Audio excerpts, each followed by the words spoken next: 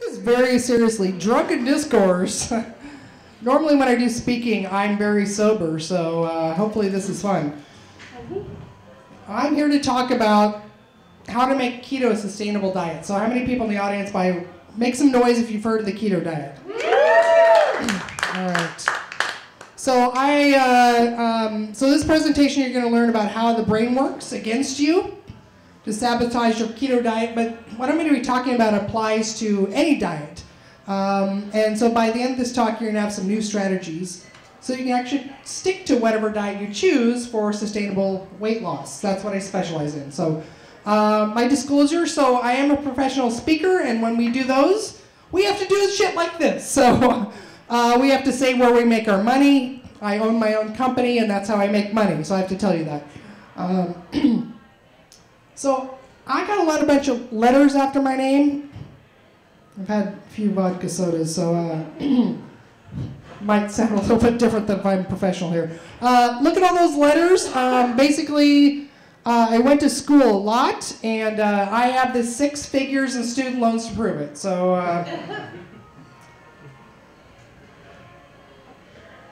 Now, when I was in school, so I have an undergrad in nutrition, I have a master's degree in nutrition, I have a master's degree in psychology, and I picked up a certification in clinical hypnotherapy. I was trying to solve the obesity crisis myself. I've always been really passionate about helping people, especially women, live up to their potential, mind and body, and just be as healthy as possible. So when I was in school, we learned something called the Health at Every Size model. Make some noise if you've heard of that. Basically, it's research-based showing that we shouldn't encourage people to go on diets because there's no way to lose weight without gaining it all back. Instead, we should teach people things like mindful eating, which means if you just slow down and take a deep breath, and every bite of whatever you're eating, you just eat it with full awareness. And then you do something called intuitive eating, which just means you just slow down and what does my body need right now? This was the key. This is what I was taught, that this is how we could have a healthy body and weight. So I fully embraced this when I was in school. Every night I would walk through the grocery store, through the bakery section. Oh my God, just tune in. Namaste, what does my body need right now? The answer was always chocolate cake. This is what I looked like after 5 years in school, $100,000 in debt. This was not even the heaviest I would see. Now, not to, talk down about the degree that I got, but this is what we were learning. This is the best we knew at the time. And this happened. 2014, I was rear-ended by a distracted driver. I'm in that car, you can't tell right there, but that is me right there, fresh after the accident. I was hit by a distracted driver who was going about 35 miles an hour. Didn't even tap on her brakes. So, hey y'all that want to text and look at Facebook while you're driving, just stop. This accident cost her about $120,000 in insurance, so just think twice. It can wait. I know that's cliche, but it can wait. I was really messed up after this, because that's a really old Honda. There were no airbags in that car. That was a 5-car chain pileup. I was the first one to get hit. Gross warning right there. That's what my legs looked like a few days after the accident. I was bedridden. I developed something called chronic regional pain syndrome. I had a brain injury, post-traumatic, let's read this one, I've had a few alcohols. Post-traumatic hypopituitarism, basically the little tiny gland in your brain that controls everything, was shutting down. I was desperate. I spent about 1.5 years going to about 172 different doctor's visits, just trying to figure out, how can I get better? How can I get out of bed? I had a young son at this time, single mom. I found keto. Now, my first thing was I was just going to try to follow it to heal my brain, just so I could get out of bed. Remember, I had the schooling that says if I follow this diet, if I try to follow a restricted diet, I'm going to get an eating disorder, I can't keep it off, it's going to be disastrous. But what I found was there was freedom in this restriction. It's not restrictive at all, but bacon and butter and steak, who wants more of that? So I lost 60 pounds in 60 days. The accident, turns out, it was a gift. It was a final piece of what I needed to be able to help people transform their health and life. Reversed all the symptoms of my brain injury, the chronic pain in my legs, which anyone who knows what this syndrome is in my legs that I have in remission right now, it's a miracle, but most people don't understand. Like, it's disabling. People can't walk. My aunt has this, and she has a spinal block in her that she can't feel anything from the waist down. It's pretty messed up. And it gave me that final piece of what I've been trying to do in helping people be able to live the healthiest version of themselves. So keto is excellent for weight loss. However, if you can't stick with it, it's no better than any other diet for long-term weight loss. How many of you have been on a diet? Make some noise in the audience there. And how many of those people have gained even more back? Yeah. So the problem is we need to find a way of eating that we can live with, but we also have to address the psychology of why we fall back into those old eating habits. So I've identified 3 pillars of success on a ketogenic diet.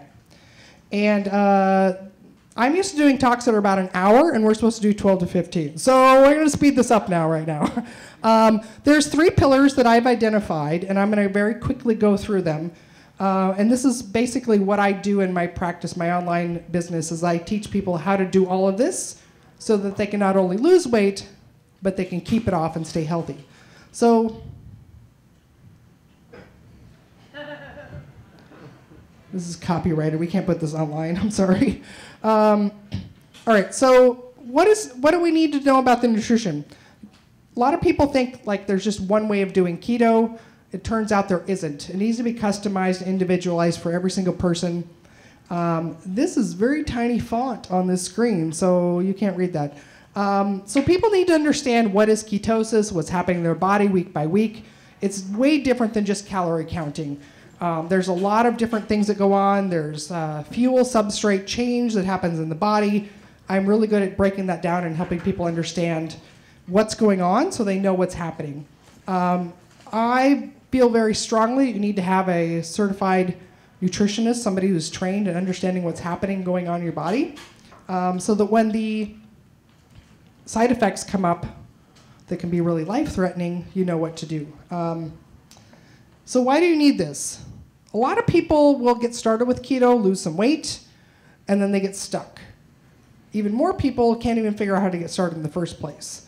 A lot of people then have stuck with it for a while, and then they start to gain weight back. They can't figure out what they're doing wrong. So if you have the right type of nutrition support, you're going to maximize your weight loss, you're going to be able to get to your goal, and you'll be able to stick with it. So how do you do this? All right, so I broke these down. Each of these 3 pillars I've got the cheap, time-consuming, frustrating way to do these. I've got the way that's not so time-consuming, and then I've got the way that I can help with, which is a shortcut. So you can spend years or months reading every article or blog post, watching every YouTube video out there. There's a lot of people that work with me by the time they get to that point. And then you just have to try to figure out which ones apply to you. And the most time-consuming, most expensive way is actually just go get your own nutrition degree, spend 2 to 4 years in school, get all the debt that I have, or maybe, I don't know, maybe you're rich and parents and they paid for your degree up front. But also, if you just want to have the shortcut, find somebody that actually does it as a living, like me. The psychology piece, that's the second pillar of success on a keto diet. So I need to break this down really quickly. Our brains work in a way, we have urges to do things, cravings are more intense, and if we get all the way to an addiction, it's the same part of the brain that drives us to do these things. And I'm going to skip ahead and give you some examples then that illustrate this better. So the other thing you need to address with the psychology is appetite regulation. So how many of you have been on a diet in the past where you're just starving and hungry the whole time, you're white-knuckling it, can't wait till I get off this diet so I can eat pizza and burgers again. The cool thing about a keto diet is that it gets rid of your appetite. as long as you do it the right way. So you're not having to white knuckle it and feel tired all the time and hungry. The other thing that people don't address when they do this too is behavior change. Our brain is wired to remember things we've done a bunch of times in the past. And so how many times have you been driving by your favorite fast food place, McDonald's, Taco Time, or something like that, and all of a sudden, like, I'm not even hungry, but why am I driving in here? Why am I eating this food? It's because you've done it so many times in the past, your brain remembers that. All right, I'm going to tell you a quick little story about some cute little raccoons. Moved into my first condo years ago. So proud of myself, standing out there on my balcony, and all of a sudden I see this herd of beady eyes running across the courtyard down there. Like, what the hell did I get myself into? The lady downstairs was putting out cookie sheets and trays of cat food. Whole pack, a herd, I don't know what they're called, of raccoon were riding across the courtyard there. And I'm yelling down at her, I'm like, what are you doing? Don't feed raccoons. She's like, well, you know, when I moved in here, there was one out there who was so hungry. It just looked so hungry, so I just put some food out for it. The next night, it came back with 3 of its friends. I had to feed them as well. A few days later, there was a whole herd of them coming out. I was like, this is too much. I gotta stop feeding these raccoons. But then they started scratching down my screen door, my glass on my slider. So now I'm stuck. I have to feed them or they will like work their way into my house. And I'm like, oh girl, this is the bad news. So cravings are just like this. Most times when people are having a craving, and especially on a keto diet, because we do no sugar, one of the big mistakes people make is they do sugar-free things. So I have a craving for sweet. If I just get some kind of a sugar-free dessert or sugar-free something, that'll take away the craving. But all you do is feed the raccoons. So whenever you feed a craving, if you reinforce it, they come back with their friends the next day. So the only way through cravings actually is to completely stop feeding the raccoons. So this is what I coach my clients through. When they have a craving, no sweets at all. It's very hard in the beginning, but very quickly, the raccoons go away. They start going to your neighbor's house. So don't feed the raccoons is my mantra on this one. So the other thing you need to know too is the way that the brain works. We have chemicals in our brain that reinforce anything that's rewarding to us. I like to think of it as a Scooby snack. How many of you remember anything that Scooby didn't want to do, Shaggy was like, hey Scoob, you want to go in the haunted house? No. How about if I give you a Scooby snack? Okay. This is the way your brain works. So anything that's rewarding, you get a Scooby snack, it reinforces that. So the same thing happens with sweet.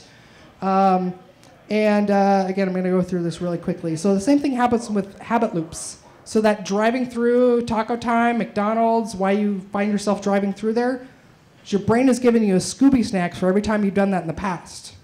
And now it's really hard because you're like, well, I want to go there because I get a Scooby snack. So there are strategies that you can use to overcome this as well, too. So part of it's education, but also you need to have a lot of other strategies. You could just spend a lot of time studying, reading a lot of books, try to figure this out on your own, years and decades. You could also just, you could go get a degree as a therapist, spend 6 to 8 years in school, and or you can hire a coach that can help you with that that's already trained in all that stuff. So, all right, the third pillar of success on a keto diet, you need to find a tribe. So humans are social beings. We learn to be like other people around us. We have something in our brain called mirror neurons that make us do the same behaviors that other people do around us. And food manufacturers know this. So that's why in their ads, they show people eating things or drinking things.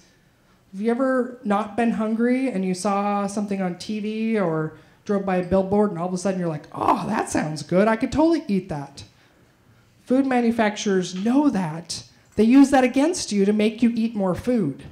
And so I teach my clients how to recognize those things, to avoid them, to not trigger those cravings, but also you need to surround yourself with other people that are following the same habits that you have. And so why you need that, I'm going to skip through this really quickly here. So you actually can create your own groups. You can create local meetup groups, go to dinner with other people that are following the same lifestyle that you want. How many of you have done CrossFit or any other Whole30 or something like that where you get everybody around you to do that? Same thing. There are a lot of Facebook groups out there you can join as well. And or, one of the things that I do with my clients, because I recognize this is one of the pillars of success, is that I do my coaching online by video. So I work with people all over the world, and that way people can actually see each other. We activate the mirror neurons, and recharge that willpower battery. All right, I hope I'm on time here. There's my cute little kitty that has nothing to do with this presentation, but this is my home office, and she works with me every day. That's Bella. So you need the 3 pillars of success. So not only for keto, but any dietary change that you're going to follow, and any lifestyle change you want. You need the nutrition support, you need to address the psychology, and you need to find your tribe of people that are following what you're doing. Let's stay in touch. Hey, everybody. You can find me online, Keto Carole. Notice the E on there. There's my website, too. If you go to my website, you can get a free 7-day keto meal plan. I said it was free, so it's complimentary. But, all right. We're not doing questions, so I think I'm finished here. So thank you so much. Oh, thank you. Hold on. Let me get situated. Let me figure out what the hell is even going on over here right now. Oh, thank you, Carole, for doing the whole keto diet presentation. I'm real glad you did, because I've been on the keto diet for years, which is not true. So we just had New Year's. You guys have any New Year's resolutions? No? Wow. Okay. No. The most common New Year's resolution that goes around is like, I'm going to stop drinking. That's exactly what I decided to start doing. It's been going great so far. Thanks for asking. All right. Let's get on with whatever the hell is about to happen here, because I don't even know. You're in for a surprise, just like me. I'm sure you guys all came here to learn something new from comedians who know a thing or two about a thing or two, right? Yes, we all came here to learn something new. All right, I'm going to want you to take your expectations, and hold on, wait, is this even working? This isn't even working. Okay, I'm going to want you to take your expectation, and I'm going to need you to lower them, okay? I'm going to need you to lower them real low, all right? I'm going to give you a minute. I'm going to give you a minute to lower them. Do you have them lowered, okay? Good. I'm going to need you to lower them even further. You're going to want to really get them down low. I'm going to want you to dig a hole and bury them down in the dirt, because what's about to happen is nothing. Look at this guy. Look at this happy fellow. His expectations are very high. Look at that guy. His expectations are very low. I'm going to need you to be more like him, all right? That's what I'm going to need you to be more like, all right? Okay, well, hold on. We're skipping ahead. All right. This is the part of the presentation. We're going to take a moment and reflect on past experiences. And take a drink. All right, let's get this thing going. All right, this is Tom right here. This is Tom, all right? Tom is a good egg, as illustrated, all right? You can tell he's a good egg because he's, by example, he's next to a bad egg, all right? You can tell that's a bad egg because he has a knife. See, knife equals bad. That's not good, all right? Look at Tom, he's a good egg. Look at that motherfucker. I mean, expletive, whatever. You can tell he's a good egg because he has no knife. That's a good egg right there. And that's Tom with a top hat. Just because. I don't know. That's whatever. Anyway, back to Tom. Tom, he just graduated high school. Tom's going to go to college. Yeah, he's going to get his learning on. He's going to hit the books hard. He's going to get an education. Look at him reading those books. Look at him. He's so excited. He's going to get himself some learning. He's going to do great in school. But Tom got hit by a bus, so Tom's dead. You can tell by the sad flower in the tombstone. Tom's dead. This is Bill. Let's take a look at Bill. All right, that's Jerry. But But that's irrelevant. That's Bill. Let's go back to Bill. All right? This is Bill. Bill is an alcoholic. You can tell by the beer that I drew that he's drinking in like a stream. Bill sometimes sees apparitions of his past that aren't real. Sometimes Bill eats spiders. He also got hit by a bus. Bill's dead. Again, bus drivers. Right? Portland. Whoa, hold on. Wait a minute. Hold on. This is the part of the presentation where I meant to go all the way back. Let's review. This is Tom. Tom is dead. All right. This is Bill. Jerry, irrelevant. Bill, drinking, ghosts, whatever, and also he's dead. Okay. This is Jim. Let's take a look at Jim. All right. Jim thought it was a fun idea one night to get really high with his dog and just hang out. Now, Jim thought it would be a cool idea while he was hanging out with his dog to make some pancakes. Look at that, there's pancakes. He's thinking about them. And then he started thinking, how cool it would be to make some pancakes and then give it to his dog. Because here's the thing, his dog would probably like pancakes, right? But his dog has never had pancakes before. So Jim, he's like, I'm gonna give my dog some pancakes. And then he fucking did it. But then he started to realize, like, dogs don't know what pancakes are. That's insane. Dogs have no idea the concept of what pancakes even are. And to us, they're simple. They're a simple thing. You just have the ingredients plus some heat, and then boom, you got some, look at that, boom, you got pancakes. Boom, that's easy. But for dogs, there's no concept of what pancakes even are. And he started thinking about this in his state of mind, and it was blowing his mind because he started thinking about like how it's so easy for dogs or for people to just like get pancakes. Like it's just such a simple thing, but dogs have no concept of what this idea is. And then he started thinking like, what celestial beings are out there in the universe that like, what are humanity's version of pancakes?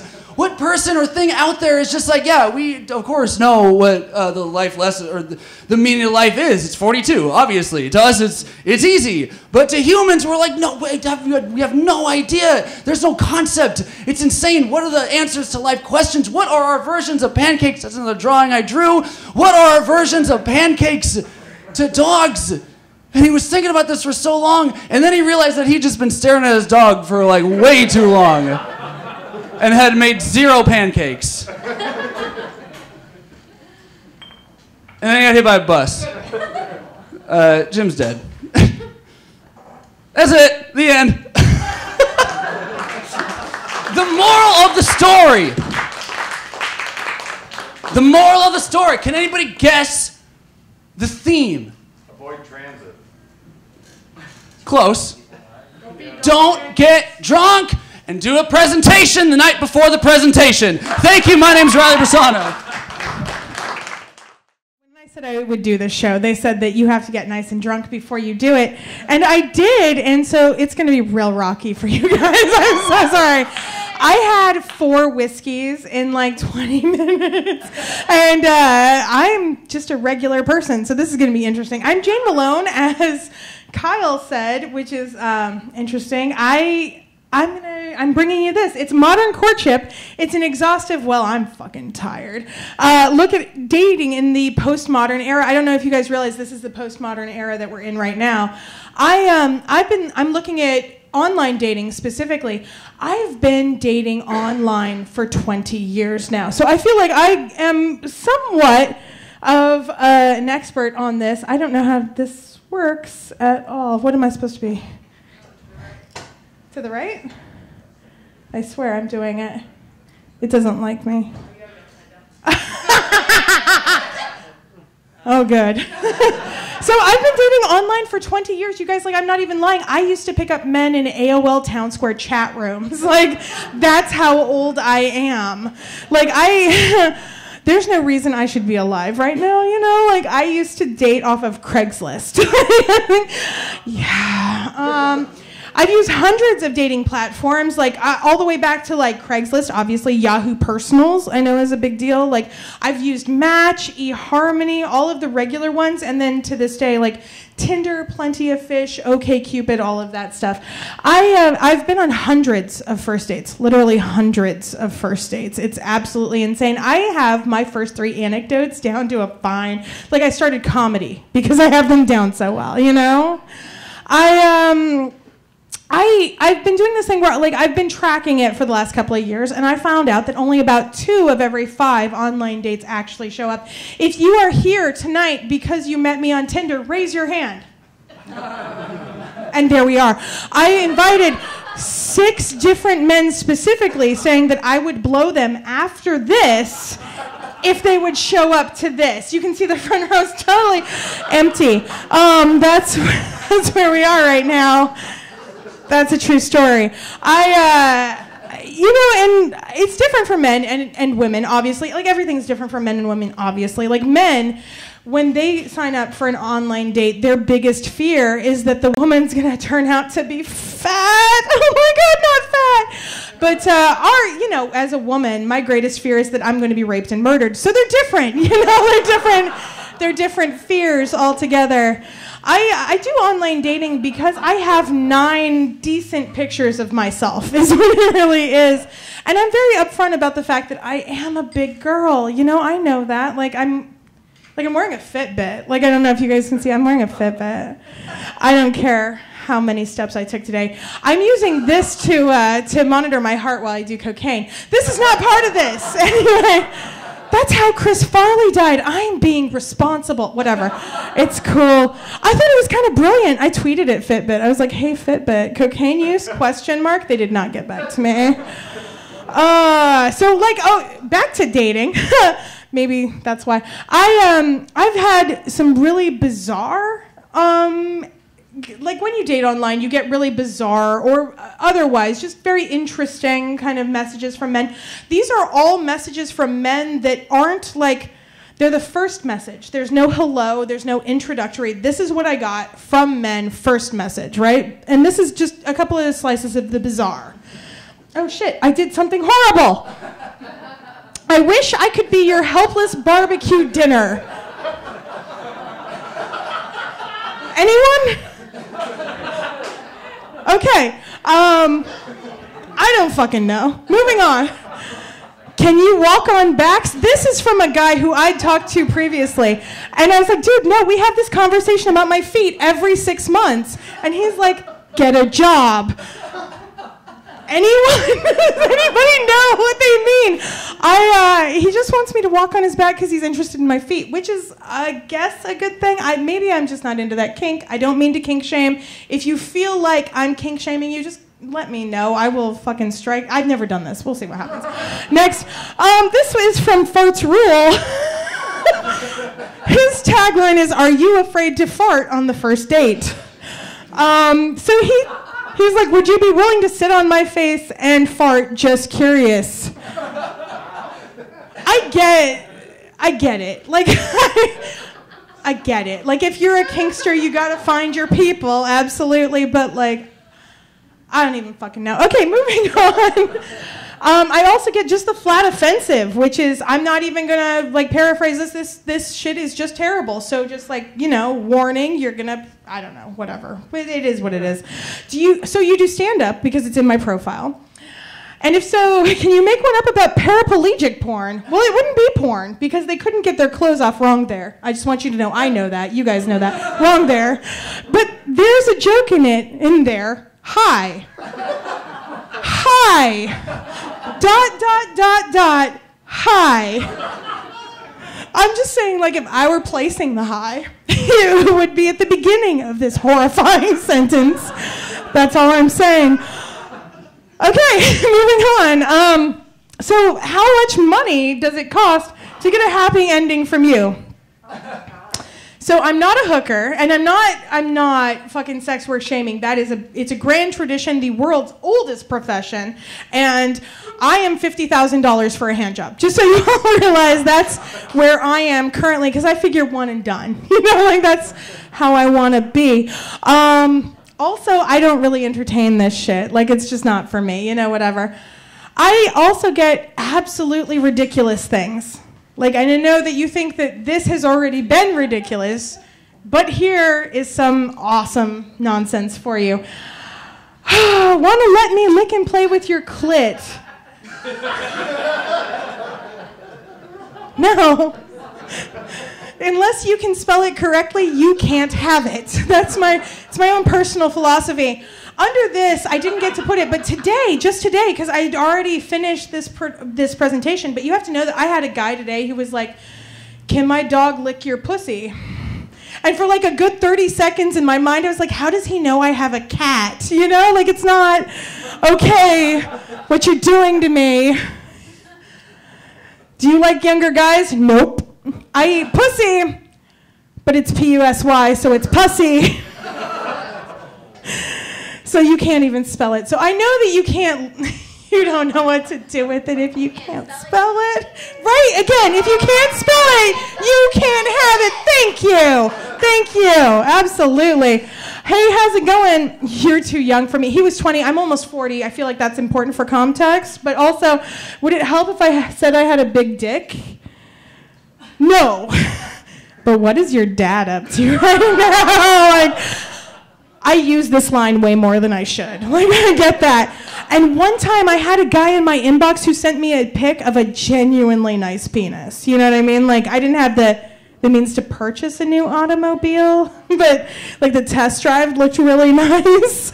I still couldn't do it because I can't fuck a 20-year-old. Like, I'm sorry, I'm 40. I feel like they're going to need too much instruction, Like, I didn't even tutor in high school is the problem.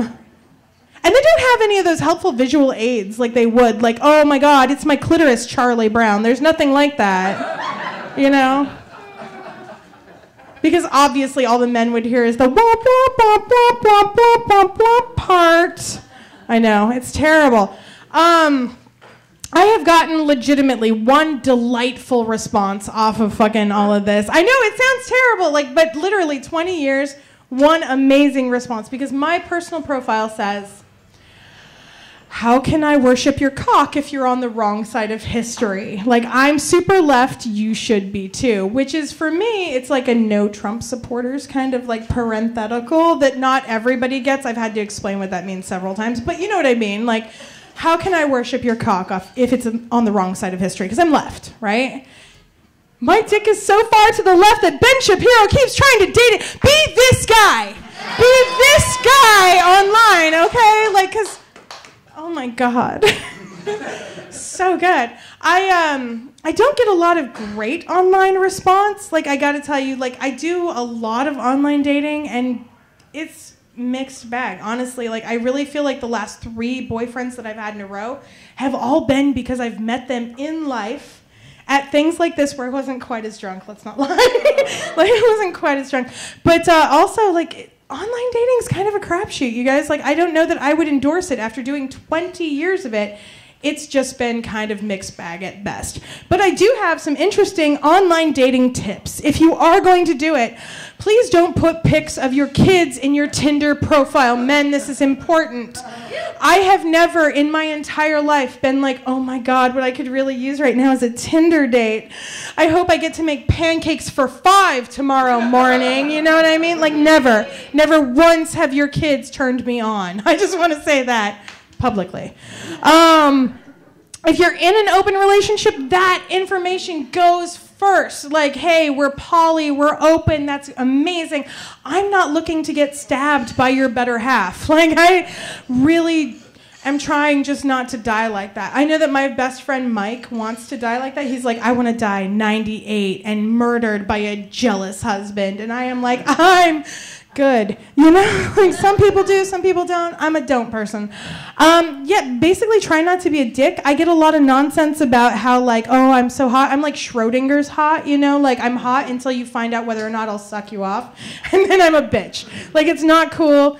Just be nice. It's not that hard, I swear to God. I'm not interested in no or totally acceptable answers, and we don't owe you anything further off of that. I can't tell you how many times I've said, I'm not interested, and then a man has been like, well, why not? Like, and I don't feel like I need to tell you why not. Maybe your eyes are too close. Maybe you're wearing a Trump hat. Like, there's nothing that I need to say. Like, no is good enough, right? Like, I don't know. I've always been one of those people that when, like, a guy is like, oh, I'm not interested, I'm like, I am so sorry. I will take my vagina elsewhere. You know, like, just, it's that easy. There are 7 billion people on this planet. Someone will take it. No worries, you know? No worries. Don't ever have sex with a comedian. Not ever. It's not funny. It's just sad. Like, and if you have a question about that, I can help you out later.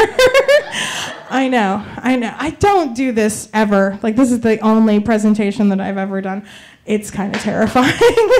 Thank you, Kyle. Dick pics are an on-request kind of thing. Like, I understand that you're anxious, you're interested, you want to get out there, you're showing your best side, but, like, honestly, to most people, for me especially, it's like telling me the end of a really interesting movie. Like, I was into it until you showed me what I was working with, and then I'm like, meh. I got stuff like that in my drawer. You know what I mean? You're never going to be outdone by the porn industry. Just wait, because, like, all the things that you can offer besides just the flat, like, it's so sad. Just don't offer the shaft. Like, come on, you guys. Like, a little bit of romance goes pretty far. I know that I've been mainly dicks in your faces, but, like, that's the whole thing. Like, just a little bit of romance, a little bit. I know it's gross, right? Kissing and touching and having fun. But God damn it, that's so much better than sending me a dick pic. Like, if you send me a couple of lines off of a book that you really love, like, I get so wet. So gross. So gross. If you need more of this nonsense, I have all of these things up on my website, and there's hundreds. There are hundreds on Maloney Baloney, but you have to spell it right. Bologna. Like, my mom can't do it. But if you can get it right, dick jokes everywhere, you guys. It's so much fun. Like, and I've never met a dick I didn't want to make fun of. You know, like, I know, it's terrible, right? It's awful. I dated this guy one time. Like, you guys know I want to see your penis, right? Like, you know that at this point. I dated this guy one time, and he was fine. There's nothing wrong with him. But his best friend had a circumcision accident when he was a baby, right? A baby. The hospital settled for $500,000. I have never wanted to see a penis that bad in my entire life. I've never seen a $500,000 penis, you know what I mean? Like, all the ones I see are free to a good home, or like free to a wet hole. I can never decide, you know? It's just terrible. Okay, that's the official end of my presentation. You guys definitely have a good night. Thank you so much for having me.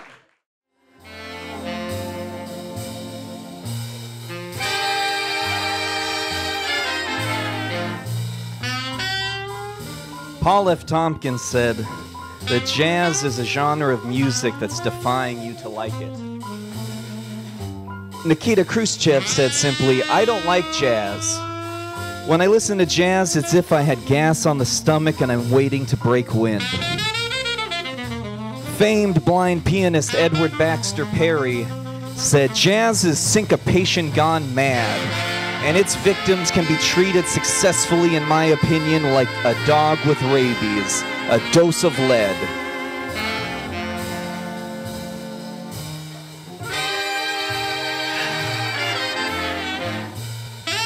More to the point, though, jazz is boring, right? Worst of all, terribly boring, right? No, you're boring for not liking it.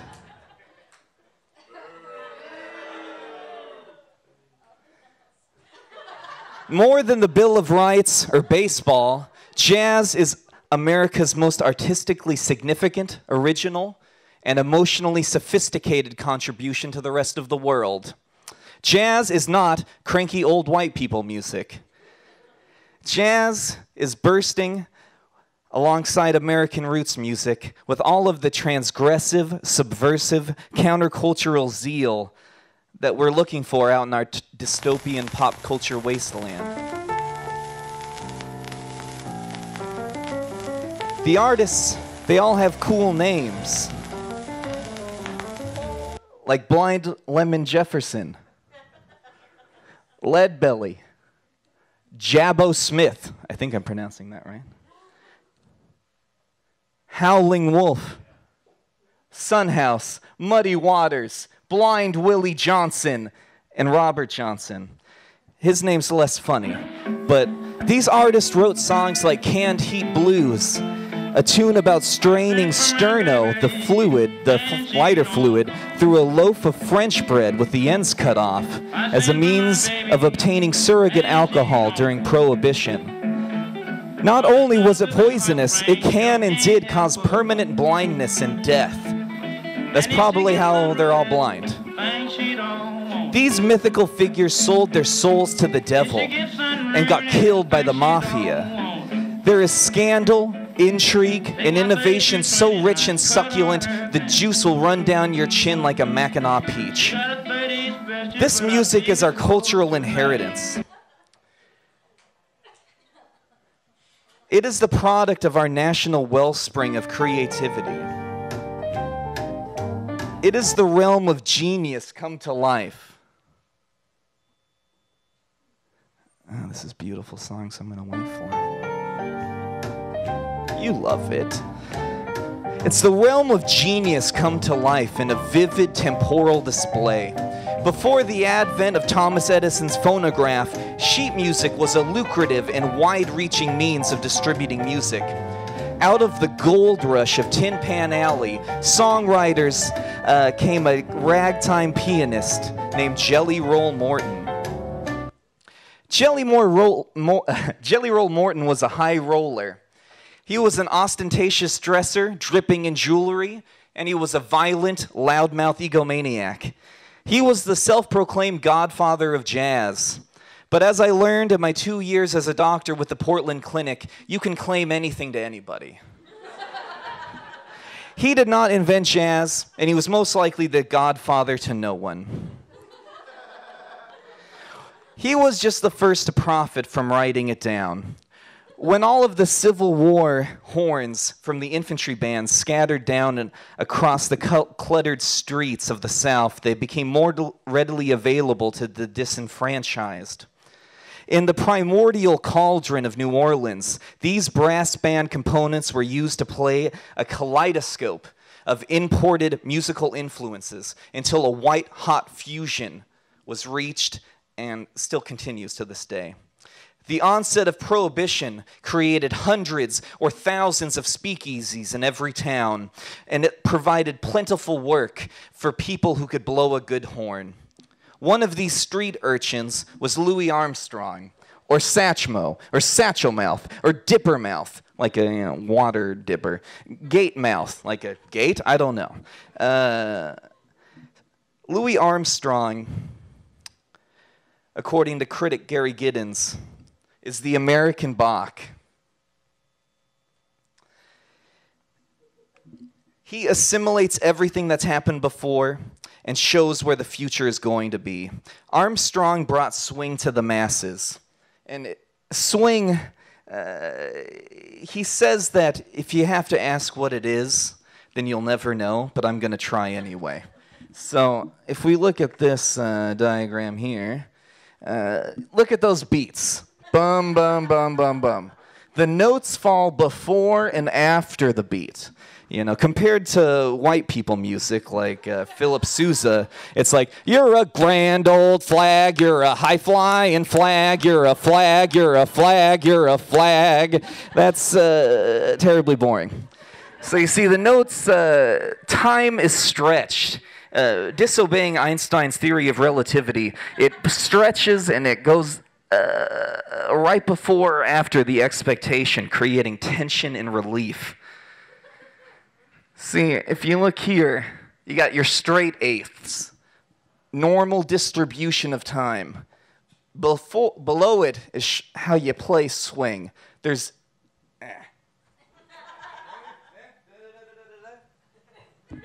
it's uneven. That's where the groove is.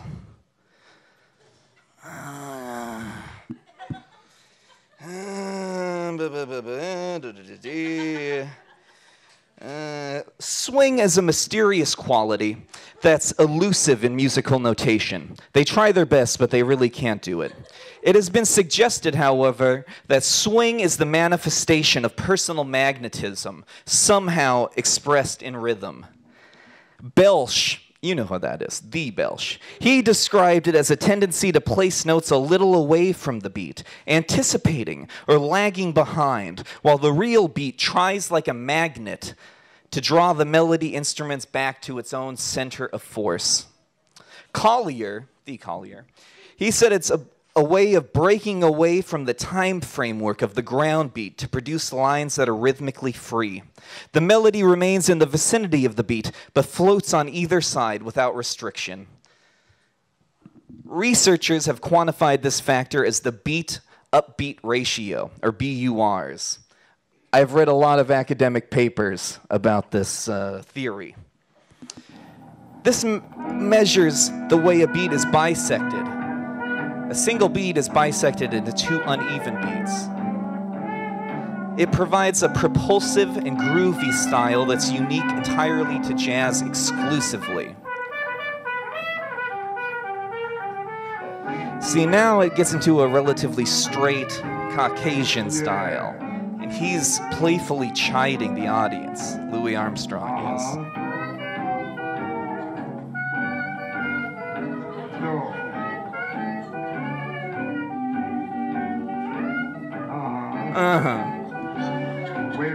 Way down, way down. He distills the melody to one note.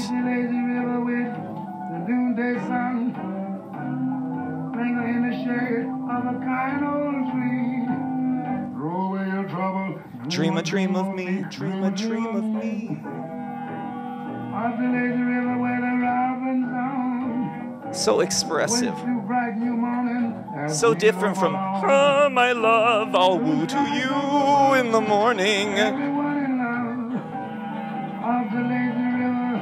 Shut up, listen. Mama.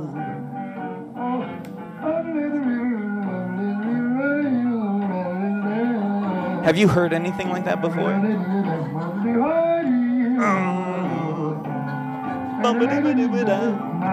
Oh my.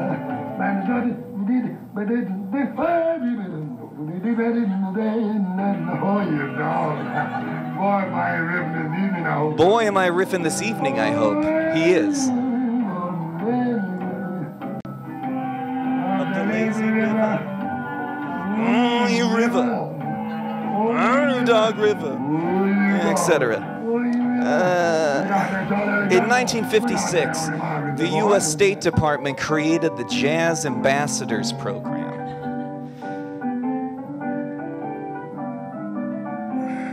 Is this battery dead? Yeah, that's cool.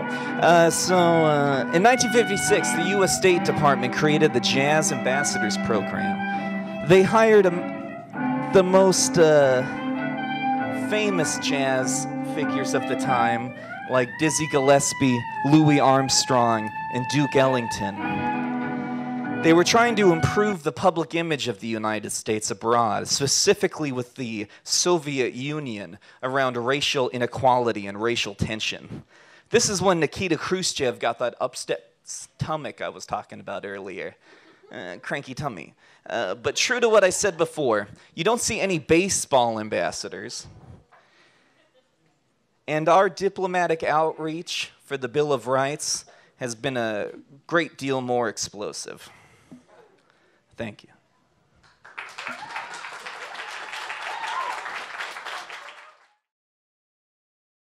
What brings you to Portland? Well, besides this event? Yes. Well, there's another event tomorrow I'm doing, but also I've got fans. I've already had enough vodka. Friends and family becomes fans. That's so great. No, I have a lot of family here and friends and people that went to high school that ended up moving up here. So any excuse I can come down and visit them and get to do comedy at the same time. I love it. You ever watch Flight of the Conchords? Yes. Right, when Murray, the manager, referred to the fan base. Which was that one fan that they had. So friends and family, as a comic, that's our built-in fan base. That's They're more than I have. okay. I have half a fan, yeah. Okay. So you have your own company. Explain that a little bit.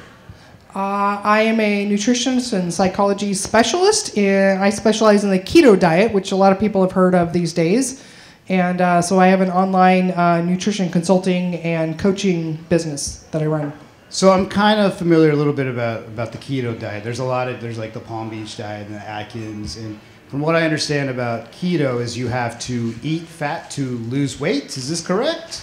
Oh my gosh, that's just one of the many examples of all the myths that are out there. It keeps me busy educating people because a lot of people have lost weight and then they go out and spout off what they think you need to do. So you don't actually have to eat fat to lose fat, but you get to eat fat to lose fat. So, well, I'm on board then. Also, another thing is I do improv, and people liken improv to a cult. In fact, the place where I take improv classes has a tag: "We are not a cult. We are not a cult." Is keto the improv of diets? The improv or the cult of diets, I think. Keto, the cult of diets. Yes, and well, I can't tell you if it's a cult or not because I'm not allowed to talk to my family anymore after I've joined this diet revolution. But it does feel like it for those. If anyone has ever heard anybody talk about the keto diet, it's so transformative in so many ways. It may sound like you're talking to somebody who is really into CrossFit or veganism or something like that, but it's not a cult. But when people experience it, they feel pretty amazing, so it may feel like it to others. Oh, same thing with improv. That's great. Yeah. So you have a presence on the social medias. Where can folks find you? Well, I'm going right now by Keto Carole. Carole has an E on the end, so it's a very fancy French spelling. So Keto Carole, you can find me on the Gram, Facebook, and on YouTube. So it's not Keto Carole. No. Okay. All right. Thank you for confusing everyone. Now I'll get no followers now, so I'll stick with my half of a fan. Carole, what are you presenting about today? Well, I'm going to talk about the keto diet. All right. Well, great. Looking forward to your presentation. Thank you so much for making it to Portland today. Happy to have you. Give it up once again for Carole Freeman, everybody. My privilege to be here. Thank you. So next here is Ryley. Give it up for Ryley Bersano, folks. Ryley, you have lived in Seattle for a spell, just like Carole here. How long did you live in Seattle? Thank you, Regis. About at least 25 years I lived in Seattle. I grew up and was raised there.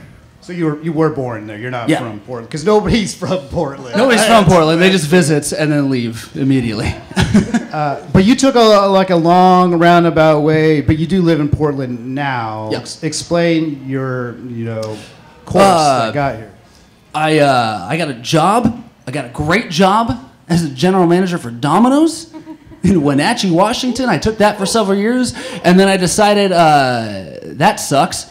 So I left, and I tried to come down to Portland immediately, but I ended up finding a spot in Billings, Montana, where a friend of mine was from, and it's the opposite direction, man. it's complete opposite direction. I know. I was. That basically sums up my life. So I found a spot in Billings, Montana, ended up there, and about 9 months later I came down to Portland because of the whole comedy scene. So it sounds like our comedy scene in Portland has a reputation. It reaches as far as Billings, Montana. Is that what you're saying? You heard about it? You're like Something like that. Tell the jokes in Montana. I'm going to Portland. Is this? Pretty much, yeah, exactly. They all know about it here. This is it for. So what you're saying is Portland comics should go to Billings, Montana to kill. Opposite. Billings comics need to come to Portland because there's 5 of them over there, and they need to branch out. So we'll just show them what's up then. Is that what you're saying? Exactly. Okay. So you have a job in Portland. What do you do when you're not at your job? This is it. The whole comedy thing. This is why I came here. This is what I'm doing. Fantastic. And how long have you been in Portland? About a year and a half now. Right on. Yeah. You have a podcast. Tell the folks about your podcast. So it's called Smith Happens. It happens every Saturday night. It's a podcast. It's something. We get drunk every Saturday and talk about, Things. anything that could happen. Who do you do this podcast with? So Chris Smith out of Vancouver, Washington. You may have been on his show if you've done the comedy thing. And then a new comic, Josh Tafoya. The three of us, we do our own thing on Saturday, and we invite comics every Saturday to come on, and it's a fun thing, It's fun. We get drunk. That's the whole fun part about it. That's Sounds like a good time. Sounds like a good listen. Is it all like on all the things? Stitcher, iTunes, Spotify, Facebook, YouTube, Apple, whatever. I don't know, any platform that you could listen to a podcast on. It's on there. I like how Chris asserts himself with the name of the podcast. It wasn't like Bersano happened. No, of course not. It went through many names, and then the day after we started the first one, he emailed us and said, "Hey, by the way, it's called Smith Happens." And we went, "What happened?" And he goes, "I did." It's like, all right, cool. So that's the name. What are you presenting about today? Isn't that the $1 million question? If I had to sum it up, it would be about the dangers of procrastination. Oh boy, so you did your presentation earlier this morning, I understand. So looking forward to that. All right, cool. Well, thanks so much, Ryley. Thanks for joining us today. Give it up for Ryley one more time, everybody. And then at the end of the table, we have Jane Malone. Jane, how are you? I'm doing well. How are you guys? Good. Jane, just like everybody, you are not from Portland. Where are you from? Albuquerque, New Mexico, actually, originally. I know, right? My parents couldn't get a mortgage on the surface of the sun was the issue, so Albuquerque. So, first of all, do you know, without looking, how many letters are in the name Albuquerque? 11. Oh, good job! That's great! There's actually a missing R, but it's not an interesting story. There we are. I thought for sure you would know that immediately, but no, I can congratulations spell for it, though. spelling Like, it. That's I can. Great. So when I hear Albuquerque, I think Breaking Bad. Everybody does. All They right. assume that I'm on meth, but no, it's Coke. Come on. Like, what? I was there for the whole filming of Breaking Bad, but it's one of those things that I find, like, you guys don't necessarily love Portlandia, it turns out. I don't particularly care for Breaking Bad, because it makes my hometown look like a shithole that just does blue meth, right? Like, it's harsh. And I'm not saying we're not a shithole that just does meth, but, like, it's hard to see on the screen. So it was like a shithole that you couldn't relate with. You're like, that's not the shithole I know. No, that's the whole thing. I'm like, oh, that's Lomas. That's that's where my parents got engaged. Like, there's a whole, like, I see all of the local, like, hot spots, and then, it's just real. I don't know if you guys have had reality filmed and then broadcast and everybody loves you, but, like, it's rough. So how many times have you rewatched that series? I've never seen it in its entirety. That's the whole thing. I've seen snippets and stuff, and I've met Aaron Paul, actually, because he's always in Albuquerque filming. But, no, and actually, if I got to pick somebody I got to meet from the show, it would be Bob Odenkirk! He's so hot! Oh, I love him so much. Anyway, okay, sorry. I have been able to meet Bob, and I will say his eyes aren't nearly as dreamy as Aaron Paul's. You take that back, sir. That is it. So what brought you up to the Pacific Northwest? Why leave Albuquerque, which you described so greatly? Albuquerque is a shithole, obviously. But, like, I went through a terrible, terrible breakup, and, like, I couldn't move back into my parents' house. Like, I don't know if you've ever had one of those breakups where it's like you have very limited ideas of what to do next. So I just packed up a U-Haul and I just, like, drove for 1,500 miles and I ended up in Salem. And when I got there, it was so freaking pretty. I was like, all right, this sounds like a good idea. And so I, like, unpacked and I lived there for a year, and then I moved to Eugene for a couple of years, and then another breakup has landed me, oh my God, right here in Portland.